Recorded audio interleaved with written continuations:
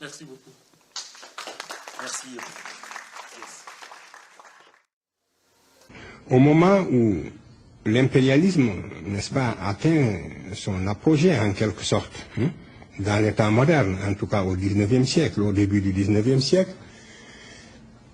l'Occident découvre que c'est l'Égypte et une Égypte noire qui a apporté tous les éléments de la civilisation à l'Europe.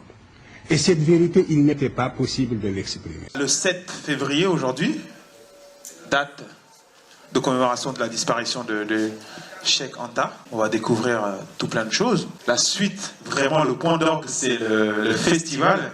Et Ami a travaillé pendant des mois, des années. Oui, Nantes, c'est quand même une terre d'histoire, j'ai envie de dire, d'abord avec un grand H, et Peter est là pour nous disséquer. Merci Peter de m'avoir donné l'occasion de rédiger quelques lignes sur quelqu'un qui a emprunté le chemin qui est très peu exposé médiatiquement de la Renaissance africaine à travers l'Égypte ancienne. Seul le débat contradictoire permanent peut nous mettre sur la brèche et nous obliger à regarder de très près ce que désirent les masses et non pas les images classiques, académiques que nous recherchons pour nous donner bonne conscience ou pour être simplement en conformité avec un Occident qui nous a inculqué des méthodes, des façons de voir. Et ce que je voudrais dire, c'est juste un témoignage. Moi, je n'ai pas connu Cheikh Anta Diop de son vivant. J'aurais pu le connaître en 1986. Le président du FASO à l'époque, Thomas Sankara, avait organisé une conférence pour lancer ce qu'il appelait l'Institut des peuples noirs. Ça devait avoir lieu en avril.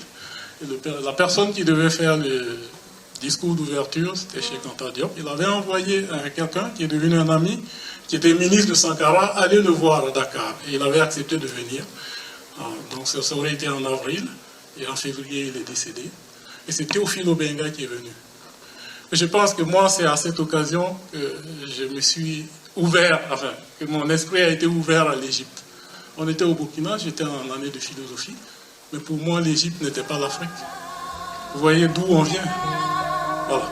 Et ce que je voulais dire, que j'ai vu à Dieto, il y avait beaucoup de monde, beaucoup de monde, de jeunes gens de la région, des gens qui n'avaient peut-être jamais lu une ligne de Cheikh Anta Diop, et j'ai regardé la vénération qu'ils avaient pour cet homme. J'étais dans le mausolée, j'ai vu, tous les ambassadeurs africains étaient invités. Et j'ai vu la ferveur qui émanait de ces gens, des gens simples, qui n'ont pas lu National Agriculture. Et je me suis dit, ben là, ils nous donnent une leçon. Voilà. Donc, je voulais partager cette parenthèse avec vous. Merci beaucoup.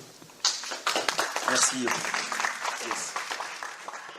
L'Occident qui se croyait chargé d'une mission civilisatrice en direction de l'Afrique, découvre, en fouillant dans le passé, que c'est précisément cette Afrique noire, aujourd'hui son esclave, cette Afrique noire apparemment en régression, c'est bel et bien cette Afrique noire qui lui a donné tous les éléments de la civilisation, aussi extraordinaire que cela puisse paraître. Et cette vérité, tous les savants n'étaient pas également disposés à l'exprimer sans nuance.